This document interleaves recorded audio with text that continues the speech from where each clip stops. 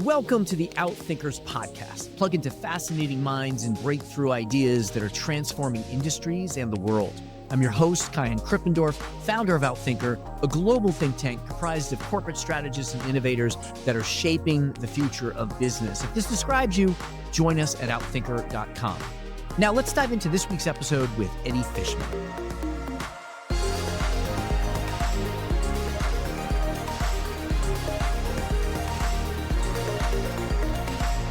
China banned the export of rare earth minerals to the United States. These are minerals that are essential for the production of high-performance magnets that are used in automobiles and a variety of other higher-end manufactured products. And for many of these rare earth minerals, China produces 99% of the world's supply. And while it would theoretically be possible for the US to mine and refine its own rare earths, in order to do that, it would probably take several years and cost a lot of money. And so it's not readily available as a substitute.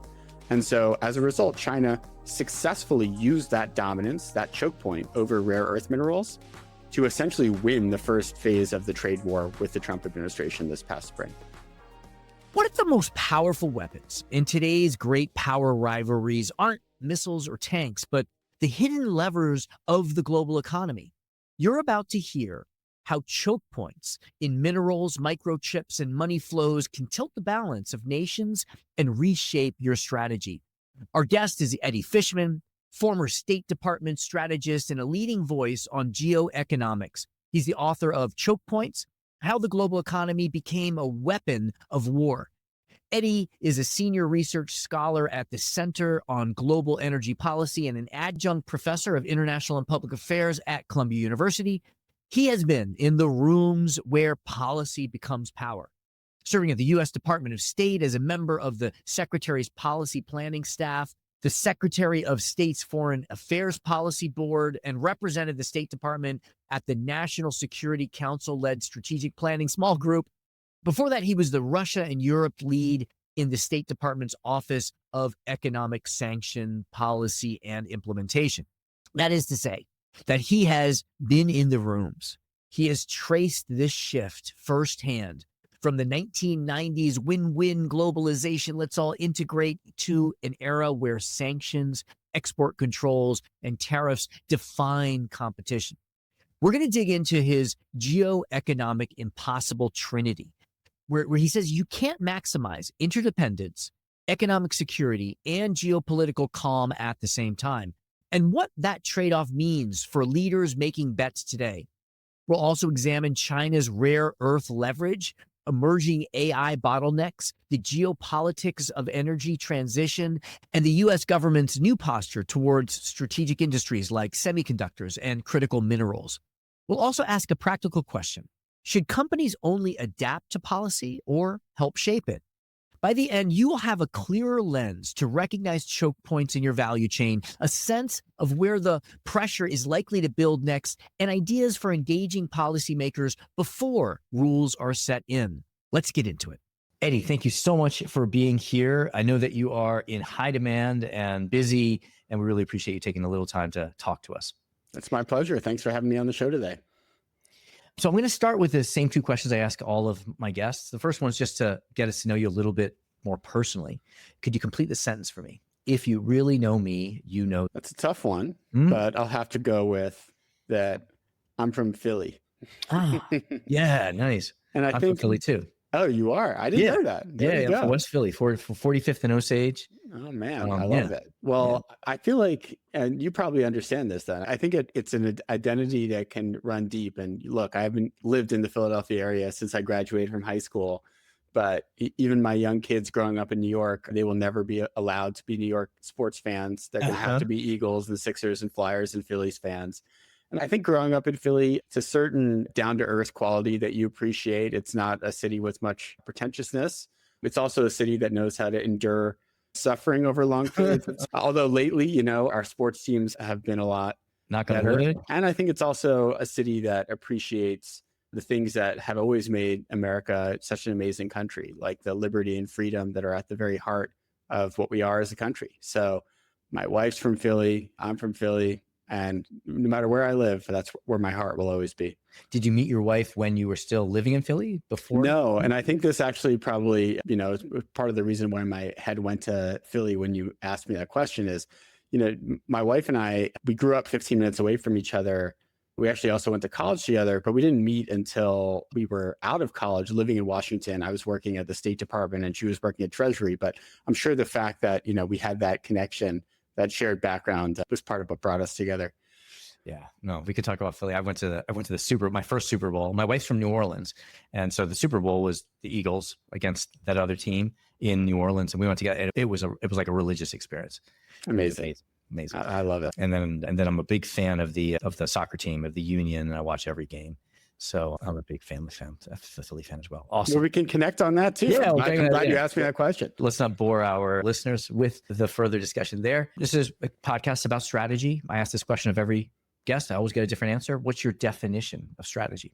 Oh man, I don't have a tight definition, but maybe one way I would look at it, and this comes from my own experience.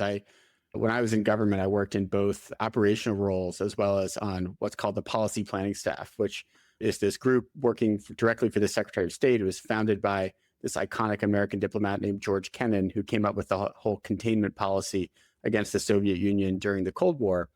And so it's really the one place in the US foreign policy apparatus that's charged with strategy. And the way I think about it is, if operations is about winning today, strategy is about how to put yourself in the position to win tomorrow. And because, as we all know, in business and government, no matter what you're doing, there's a lot of incentive to try to do as well as you possibly can at the present moment. But sometimes that can be at the expense of your position 1 to 5 years from now. And so I think it's essential to really be able to think about both. Yes, I love that. Great. But we could dig further into that, but we have so much to cover and we don't have as much time with you as you deserve. So let's shift into this concept of choke points. So you use the term choke points in your book, and that's the primary focus of it. What do you mean, or what is a choke point? And can you give us an example of one at work today? Sure. So choke points are areas of the global economy in which one country has a dominant position and there are few, if any, substitutes. So I'll sort of try to illustrate, because I think sometimes when you hear the term choke point, you just think about the dominance element and not about the substitution element, because I think both of them are really important. So let's say, for instance, 90% of all textile manufacturing, clothing manufacturing were concentrated in China. It's not the case, but let's use that as a theoretical, right? If China then tomorrow were to ban T-shirts from being exported to the United States, it wouldn't be hard for the US to create its own textile industry from scratch. There's no rocket science to it. It would be more expensive, but we could do it in relatively short order if we needed to. And by the way, I think there was an example of this during COVID when China banned the export of medical masks, which is a sort of a lower end manufactured product to the United States. And it caused some panic because we were in the middle of a crisis. But within a few months, the US had robust supplies of its own domestically produced masks. A choke point is something where you couldn't readily substitute that. And to use another Chinese example, this one that's very real and visceral because it's live right now, is in the spring of this year, China banned the export of rare earth minerals to the United States. These are minerals that are essential for the production of high performance magnets that are used in automobiles and a variety of other higher end manufactured products. And for many of these rare earth minerals, China produces 99% of the world's supply. And while it would theoretically be possible for the US to mine and refine its own rare earths, in order to do that, it would probably take several years and cost us a lot of money. And so it's not readily available as a substitute. And so as a result, China successfully used that dominance, that choke point over rare earth minerals to essentially win the first phase of the trade war with the Trump administration this past spring. Yes, got it. Yeah, so I'm just linking this to the business strategic concept of the resource-based view, and that resource needs to be valuable, non-substitutable, and not easily replicable for it to be valuable. Exactly. I think these are the interesting thing, and it's a good thing that you at Outthinkers bring together people who are in business as well as folks like me who have been in business, but also in foreign policy. Is there are a lot of concepts probably that are well known to business strategists that are more novel to folks in national security and foreign policy and vice versa. So I think there's quite a bit our fields can learn from each other. Agree. Yeah, I think a lot of the business concepts that are dominant today or popular today came in from either military or the political sides. I think a lot of it from military. Yeah, we call it something differently and then we think we've invented it, but yeah, great. So you were with us in New York at our summit. And by the way, one of the highest rated sessions that we've ever had. So thank you so much for doing that. One thing that our members came out repeating was the impossible trinity. So I was wondering if you could just unpack that for us. What is the impossible trinity? Sure. So my book, Choke Points, really tells the story of how we moved from the win-win globalization of the 1990s to what I call the age of economic warfare that we're living in today, in which sanctions and export controls and tariffs have become the primary way that countries are competing with each other. And this rise of economic warfare over the last 2 decades or so has really progressed in a secular fashion, where it's cut across administrations of both parties in the United States and increasingly is a global trend. It's not just the US who's using these weapons of economic warfare. It's also the EU, the UK, Japan, China, and many other countries besides. And so if for anyone who's read the book will know it's a narrative history, it really gets you behind the scenes of how this era developed over the last several decades. But at the same time, when I came to the very end of telling the story, the end of writing the book, I had to appreciate that there was this secular trend. And I really decided to put my mind to try to understand what was driving it, because there had to be some sort of structural factor driving this trend, given that it wasn't just, one or two people who were really initiating it. And so I was walking around my neighborhood in New York City one day, and it really occurred to me that there is a structural underpinning, and it's what I call the geo-economic impossible trinity, in which you have these 3 factors: economic interdependence, economic security, and geopolitical competition, in which only 2 can be maximized at once. You cannot maximize all 3 at the same time. And I'll explain with some real world examples. So during the Cold War, of course, you had very intense geopolitical competition between the West and the Soviet Union. Really, everything about our relationship with the Soviet Union was based on conflict. But we didn't have any real economic interdependence to speak of. The Soviet Union was not dependent on the dollar for its economic health, nor was the United States dependent on the ruble. We weren't buying large quantities of raw materials or weapons or anything like that from the Soviet Union or vice versa. And so as a result, even though there was this intense geopolitical competition, we could retain a sense of economic security because we weren't worried about the Soviet Union weaponizing choke points against us or vice versa. Then when the Cold War ends, you no longer have really any geopolitical competition to speak of. In the 1990s, it's what we call the unipolar moment, when the United States was this unquestioned superpower. And we really viewed countries like China and Russia and the other post-Soviet states more as potential friends than rivals. And so given that geopolitical competition had melted away, we were free to embrace economic interdependence without losing our sense of economic security. Right? We were able to deeply embed China and Russia into our supply chains. Russia and China started using the dollar for pretty much all of their cross-border payments and investments. And no one was really worried about that because we viewed them as potential friends. There was no geopolitical competition. But what we have today, and what's really developed over the last decade or so, is that geopolitical competition has come back with a vengeance, where the US and China and Russia are become bitter rivals, while economic interdependence persists. And so the result is that this third quality that I think in many senses is the most important to us as a country, which is economic security, we've lost that sense. When I say we, it's certainly true in the United States, right, where we very much fear, China being able to coerce us economically. But it's also true everywhere else in the world. China has spent the last decade pouring hundreds of billions of dollars in domestic self-sufficiency, really to try to shield itself from economic pressure from the United States.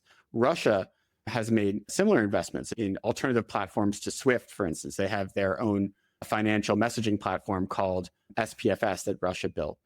And the EU has an economic security strategy. Japan even has a cabinet level minister for economic security. So I think what we see today is that every country around the world in imposing these tariffs and sanctions and export controls and industrial policies, it's really a haphazard effort to try to reclaim a sense of economic security in this new world marked by intense geopolitical competition. Okay. And how should I be thinking about these three? Are these three at a kind of at a global level, or are they at like different poles, or I think of it as at a country level with different combinations of countries? So like, I can have economic security between two countries or a bloc, or is it all three? It's a great question. Yeah, I think you could really view it really at any of those levels. I think most important is sort of the level of between countries, right? And so that's why the choice may be different in different relationships, right? Where you might maximize two in one relationship, whereas two others in a different one. So an example would be, I went back to the Cold War and I mentioned the macro level of the international system. There was intense geopolitical rivalry between the West and the Soviet Union. And so we were able to have economic security only because we didn't have economic interdependence, right? But within the West itself, between the US and Europe, we did have economic interdependence during the Cold War, but we didn't have a sense of geopolitical competition. And so we retained economic security. So it's a good point you make, in that it depends on the lens that you're looking at in terms of which of the two you're going to maximize. Okay. So then if I just generalize now kind of globally, maybe, more with like a US, European, perspective, because that's sort of my natural one. What I'm hearing you say is we did have economic security with economic interdependence, but now competition has emerged, and that's now reduced economic security.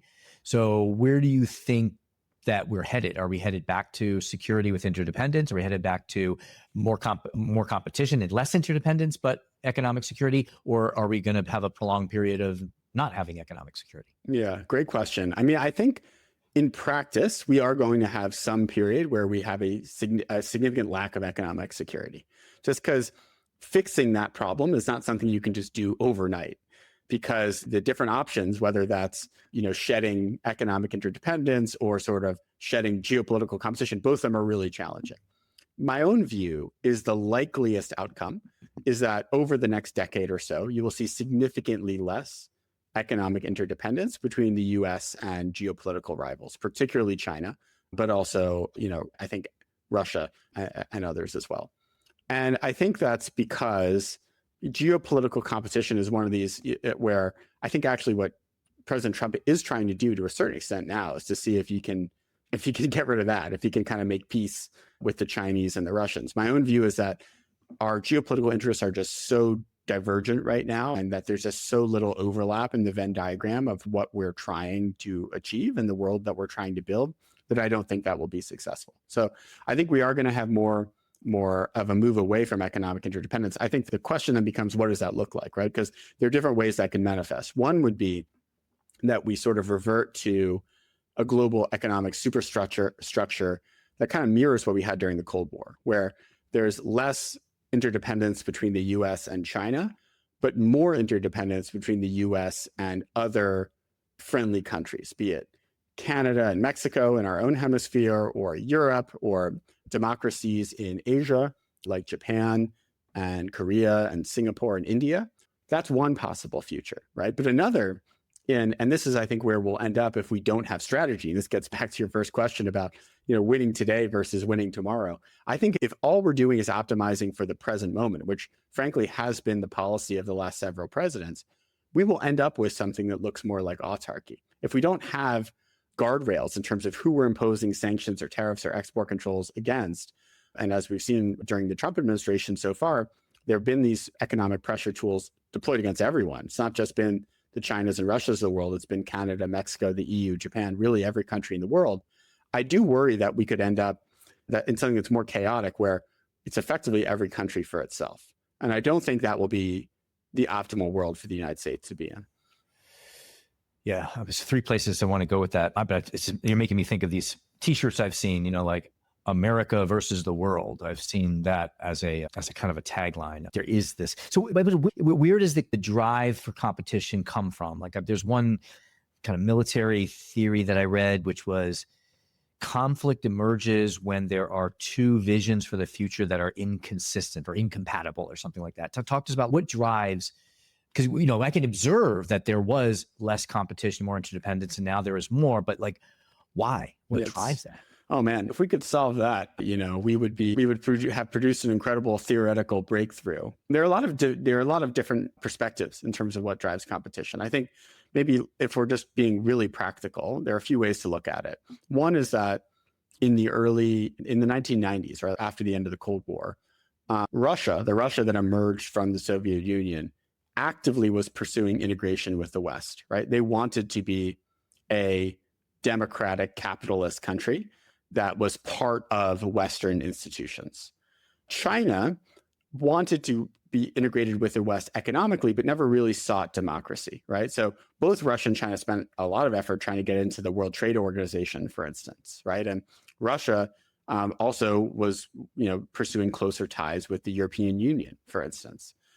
China, never really moved in the democratic direction, but was trying for economic interdependence. I think what happened was that once both countries sort of regained their footing economically in the 2000s, and this was really after China had entered the WTO, and once Russia had rebuilt its economy basically on the backs of this commodities boom that happened in the first decade of the 21st century when oil prices went up by tenfold in 10 years, really that which is essential to rebuilding Russian strength after the Cold War. I think once both countries became strong economically, neither of which had developed in a democratic direction, which was not super surprising for China in retrospect because they never explicitly wanted that. With Russia, a little surprising because they did want it. And some of the other former communist countries like Poland, for instance, did become functional democracies. And so I think once they regained their economic strength, they started looking around and saying, well, we want the geopolitical environment to reflect that strength that we have. And so for Russia, what does that mean? For Russia, that means having a sphere of influence in its neighborhood. Well, during this period of the 90s and 2000s, the countries that were in its neighborhood had all gravitated to the West. Many of the countries had actually joined the EU and NATO. So you think about the Baltic states, Lithuania, Latvia, and Estonia, had become members of both the EU and NATO. Countries like Ukraine and Georgia wanted to be part of both the EU and NATO, and were moving in that direction. And so I think that Russia's designs, their geopolitical designs, ran into the aspirations of the countries that had previously been in its sphere of influence. And I think with China, you've seen a similar process, maybe the only difference being that the countries in China's neighborhood are even stronger than the ones in Russia's neighborhood. You've got countries like Japan and Korea, which in and of themselves are pretty substantial economic and technological powers, and both of which, it's been a very long time since either of them has been under the hegemony of China, So I think that Chinese aspirations for a sphere of influence in its neighborhood in the East and South China Sea bumped up against Japan and Korea and India and the Philippines. It's almost like it contains them. Sure. Yeah. I mean, this is the problem. This is the fundamental problem of international relations when you have different countries that have different perspectives of what they want. And it's not abnormal for countries to want to be able to chart their own geopolitical future. And it's harder, frankly, when you have an aspiring hegemon like China or Russia seeking to assert dominance over other countries. Because historically, the way that you do that is through military conquest. And that's hard when you're in an era of nuclear weapons and one where the US is still by far the most powerful military on the face of the earth. So then I think that for strategy leaders, they need to have some kind of not that they can predict, but they probably need to understand what kind of the leading indicators or drivers that would kind of tell us where we're going. And one of those is the individual. Because when I think of Russia's intentions, I think of Putin. Right now, as we're recording this, it's Donald Trump. There are these individuals. And so, but when I talk to some people who have seen, and as you have studied over, the patterns over centuries, the other view is that no individual really has much influence. So maybe it comes from, I don't know, some kind of like long-term cultural, kind of movement or something. And the leader is the representative of the people or, something like that. But can an individual like Trump or Putin, or can an individual president does history tell us that they can really direct the forces in the direction of competition? So individuals definitely matter. And I think one thing that I often find interesting is when folks who've had more business backgrounds come in to work in national security and foreign policy, and they have their first few meetings in the Situation Room. Oftentimes their reaction is, this is it. This is it. It's just like a, board meeting where we're going and deciding these big questions of US foreign policy, the same way that we used to decide, our quarterly sales plan or something like that. And the answer is, yeah, that's it. It's human beings with all of their flaws, all of their prejudices, sitting around a table making these decisions. And then, of course, at the top, it's in the US system where you do have a lot that's decided by the president, who's the commander in chief. The president does have a lot of influence. And look, I would have never written my book Choke Points the way I did, where it really is based on individuals. It takes you through the decision making of the key characters who built the age of economic warfare, if I didn't think that they mattered.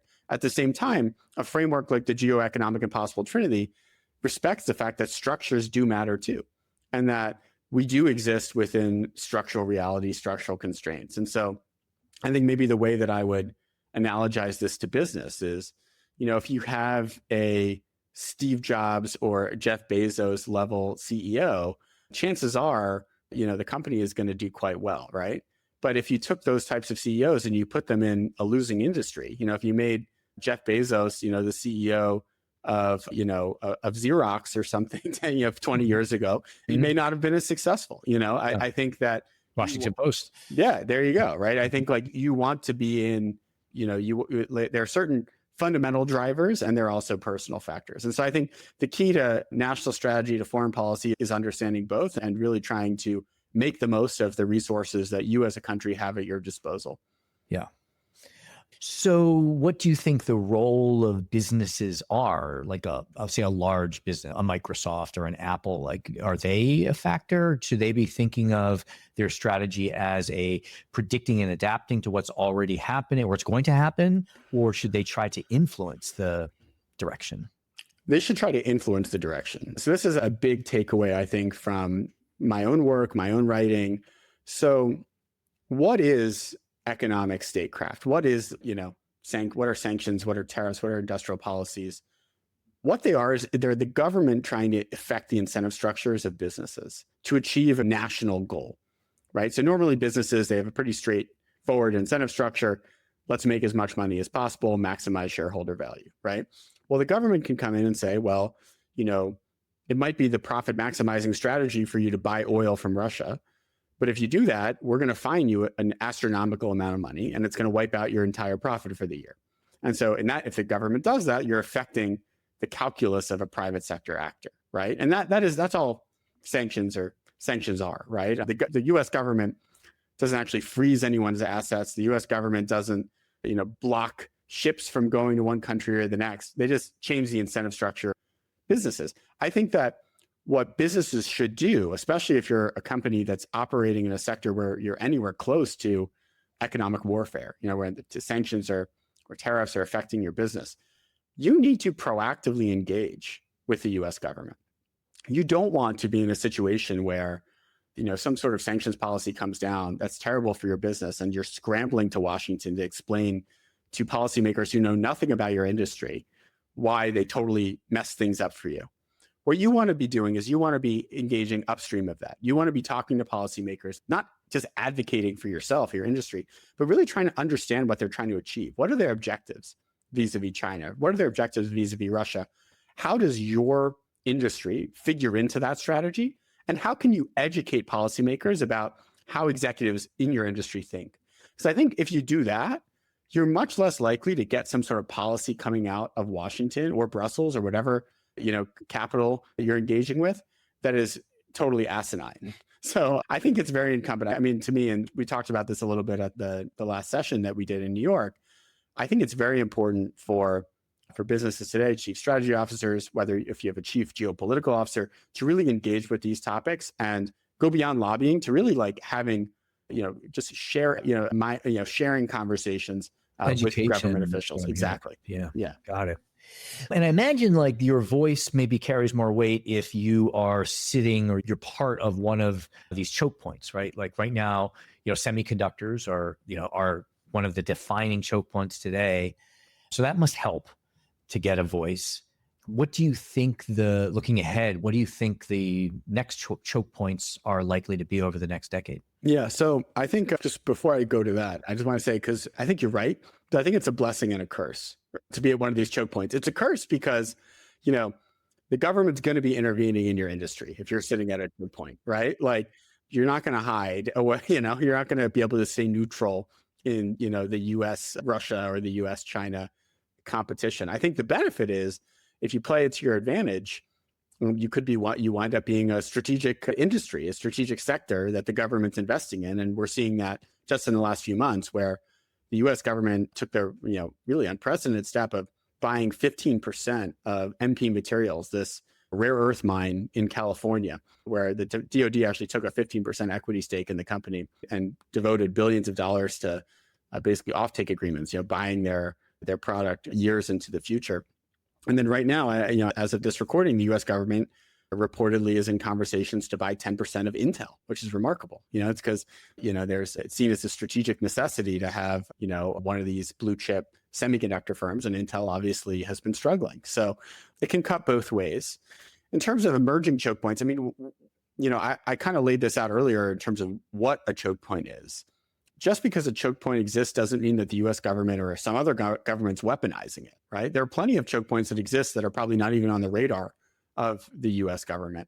There are some that the US government hasn't weaponized by convention, right? You could think about things like cloud computing, where massive market share belongs to US firms like Microsoft, Google, and Amazon. And you don't see sanctions really, the US trying to kick people off of cloud, global cloud infrastructure, even though we very well could do that.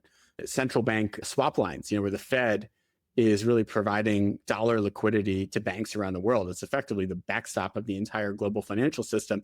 That has been provided in sort of a technocratic, apolitical way. It's something theoretically the US could weaponize.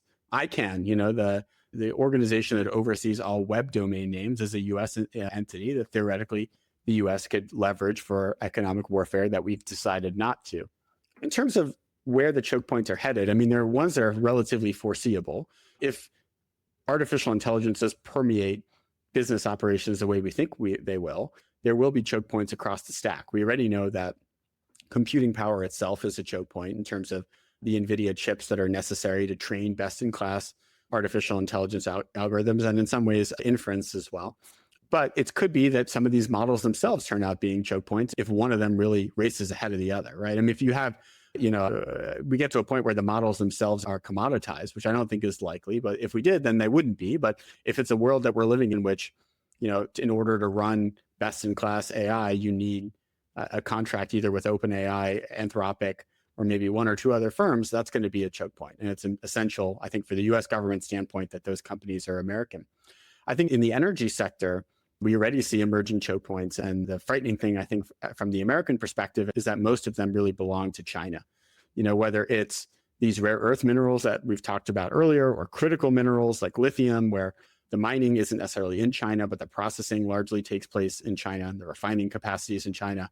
And then batteries themselves, which is an area that China completely dominates and has actually already weaponized against the US. Something that sort of flew under the radar. The biggest drone company in the US, a company called Skydio, was sanctioned by China a few months ago. And they actually had to ration batteries so that their customers only got one battery per drone, which is, you imagine if you're using a drone for some sort of industrial use case, it's not really tenable to only have a single battery. And then, of course, electric vehicles, where it seems like the US right now under the current Trump administration is deprioritizing the energy transition. But around the world, every country really is kind of appreciating that they want to electrify their transportation fleet. And we're at a point right now where China completely dominates the electric vehicle industry. Do you think that's part of the calculus, that someone in the government, some part of the government realizes that a clean energy kind of system gives more power to China? And you think that's... Yeah, I think there's an awareness of that. And I think there was an awareness of that during the Biden administration too. The Biden administration's response was sort of twofold. What they did was Interestingly, they imposed a 100% tariff on Chinese electric vehicles. So basically prevented Chinese EVs from coming into the US market to basically protect the Teslas and GMs of the world from Chinese competition. And the second thing they did, of course, was the Inflation Reduction Act, where they funneled large amounts of subsidy into the clean energy industry domestically. Through Trump's one big beautiful bill, the bill that passed earlier this year, a number of the subsidies that were put in place have been rolled back. One of the most well-known is the electric vehicle tax credit, where you used to be able to claim a tax credit for buying EVs, which is being phased out. So I do think that some of Trump's policies are going to set us back even further against China. And look, I think, could we exist domestically with just a normal, fossil fuel driven transportation fleet? Right now, I'm setting aside climate change, which I personally believe is a real serious problem we should contend with. But let's say, could we? Sure, we could persist in that world. But the rest of the world is sprinting headlong into electric vehicles. And that's going to give China a tremendous amount of leverage. Secondarily, if the US is fully all in on gasoline powered vehicles, that is ultimately putting us at the mercy of the international oil market. And we've kind of been living over the last decade in this kind of halcyon period where the US is actually exporting more oil than it imports because of the shale revolution. But shale producers in the US have a relatively high break-even price. So they don't make money if the oil price goes, below $60 a barrel. And there are many producers around the world, as in Saudi Arabia, where they've got a break-even price of, $5 or $10. And so as oil prices drop, so assuming oil demand goes down over the next decade, as oil prices decline, the US shale industry risks extinction, basically. And so you could get to the point where it's only Saudi Arabia and countries in the Persian Gulf and Russia, because they've got low production costs, producing all the oil in the world. And if the US is dependent on that oil, we're going to be at the mercy of other countries. So you can almost see the polarization becoming not kind of only geographically defined, but, there could be this sustainable energy versus oil, right? Because now there's greater interdependence between Saudi Arabia and the United States with the gas-powered energy. Yes, 100%. And I think this is why the energy transition actually is a geopolitical issue from the US. And maybe, again, not today, but in a 10-year perspective, it certainly is, because we do not want to be where we were in the 1970s, right? Where OPEC did an oil embargo against the US and it ground our entire economy to a halt and led to a decade of stagflation in the United States, right? So we don't want to be in that position again.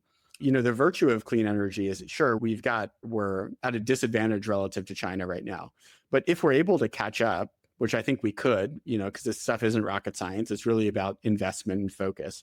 If we're able to catch up in the next 5 to 10 years, the virtue of clean energy is that, it's not concentrated in specific geographies, right? You could, the sun. Yeah, it's the sun. It's the sun. The sun shines, the wind blows, batteries might be able to store a tremendous amount of energy. You can build nuclear reactors wherever you want.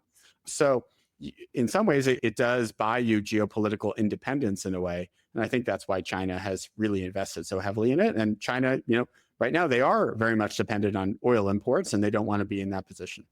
I have so many more questions, but I know we're reaching the top of our time with you.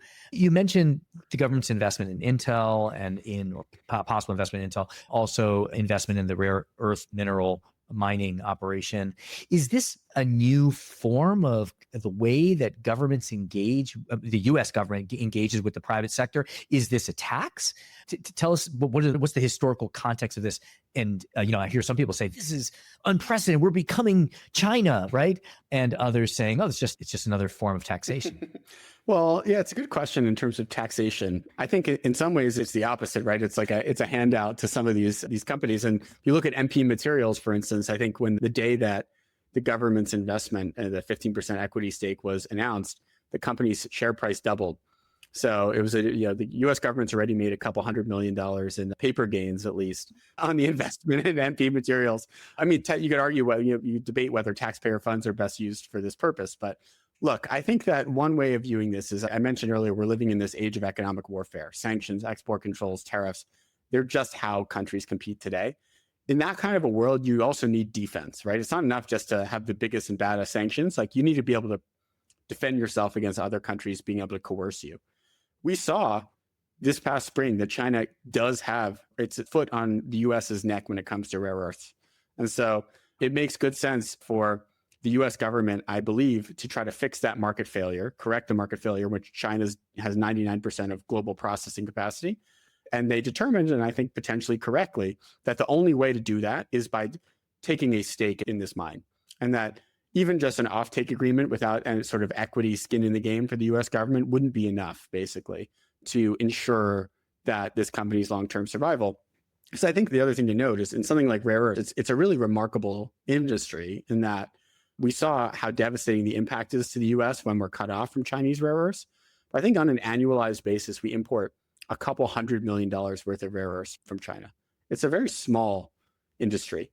It's an industry that operates on razor thin margins. The processing is it's pollution heavy process.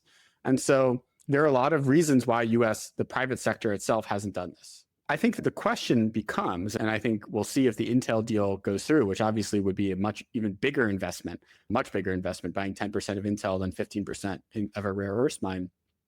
The question I have in terms of whether the US can actually do industrial policy, obviously China has done industrial policy very well, is what is the tolerance in our democratic system that we have for failure? Because in China, the Chinese government spends lavishly hundreds of billions of dollars on anything from domestic chip production to rare earth production. And we never hear about, the 80% of that money or 90% of that money that's wasted, right? The cylinders in China, if you will, the failed investments by the state that kind of, no one worries about because that's just kind of what you assume in China. I think in the US, given that we do have, politicians ultimately have to be accountable to voters. If all of a sudden the US government spends, tens of billions of dollars buying a big stake in Intel, and then Intel stock collapses because they can't compete on the global marketplace and taxpayers lose a lot of money, whoever bought that stake in Intel is going to have to answer to voters. So I'm personally skeptical that over the long run, the US is going to be able to do industrial policy in the same way that China does. Okay. This is great. I mean, there's so many other things that we could dive into, but I know we're reaching the top of our time with you. How can people continue to connect with you, learn from you? Certainly, we're going to encourage them to buy your book.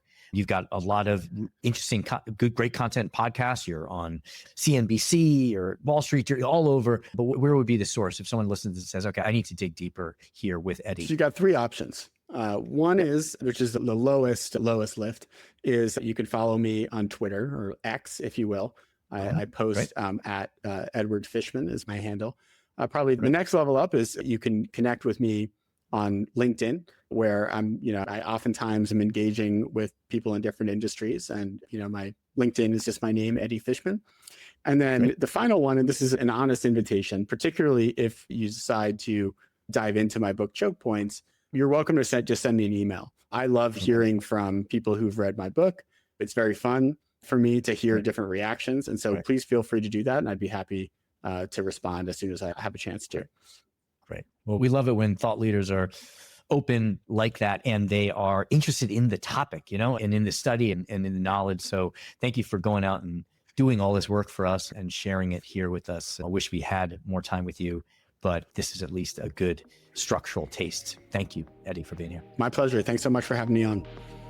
Thank you to our guest, Eddie Fishman. Thank you to our executive producer, Zach Ness, our editor, James Pierce, and the rest of the team. If you like what you heard, please follow, download, and subscribe. I'm your host, Kyan Krippendorf. Thank you for listening. We'll catch you next time with another episode of Outthinkers.